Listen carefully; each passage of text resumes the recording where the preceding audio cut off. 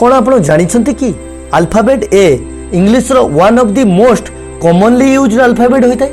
किंतु कौन आप कहींपर कि जितेबाला आम नंबर्स को इंग्लिश लिखा स्टार्ट करूँ जमीती कि ONE1 TWO2 THREE 3 तो एबे यह कहतु कि क्यों नंबर को लिखा द्वारा प्रथम थर पर अल्फाबेट ए को व्यवहार करने को पड़ी था।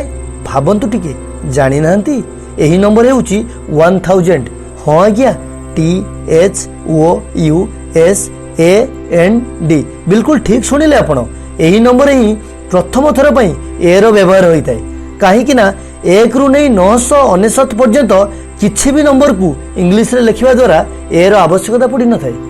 कौन यही अमेजिंग फैक्ट विषय आप आगुरी भी जानी जदि जानी ना तेबे कमेंट सेक्शन में निजर मतामत लिखंतु एवं यहीपरि अमेजिंग वीडियो देखिबा पई चैनल को